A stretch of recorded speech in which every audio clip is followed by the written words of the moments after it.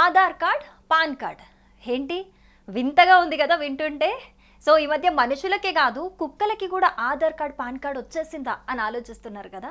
అసలు విషయం ఏంటో ఇప్పుడు తెలుసుకుందాం. మరి ఇది నిజమా ఫేక్ అనేది కూడా తెలుసుకుందాం.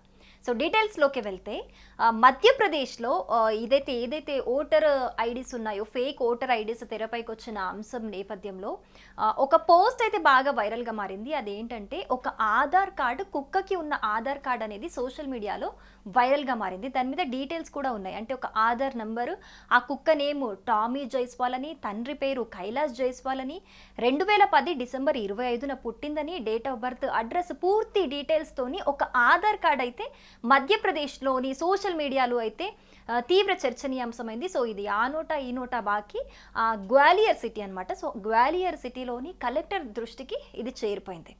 సో ఈ టాపిక్ని ఆవిడ సీరియస్గా తీసుకొని దీని మీద ఎంక్వైరీ స్టార్ట్ చేశారు. సో ఎంక్వైరీ చేస్తే ఆధార్ లిస్ట్లో ఏదైతే కుక్కకి ఉందని ఆధార్ మనకి సోషల్ మీడియాలో కనిపించిందో ఆ నెంబర్ ఉంటే కనుక అది లిస్ట్లో లేదు అని చెప్పి ఇది ఫేక్ అని చెప్పేసి స్పష్టమైపోయింది. సో అందరూ కూడా నిజంగా కుక్కకి ఆధార్ కార్డ్ ఉందా అని చెప్పేసి అప్పటికే చాలామంది చాలా రకాలుగా కమెంట్స్ చేస్తున్నారు. మరి ఈ పని ఎవరు చేశారు, నిజంగా ఇంత టాలెంటెడ్గా ఉన్నారు బాబు అని చెప్పేసి అందరూ కూడా డిఫరెంట్గా కమెంట్ చేస్తున్నారు.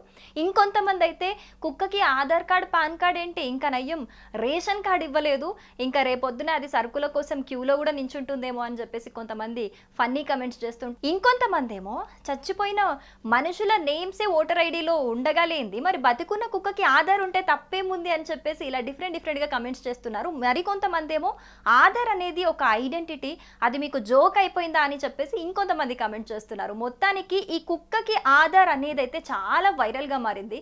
మరి ఈ కుక్కకి ఆధార్ అంశం మీకు ఎలా అనిపిస్తుంది, మీ ఒపీనియన్ ఏంటి, కమెంట్ చేయండి.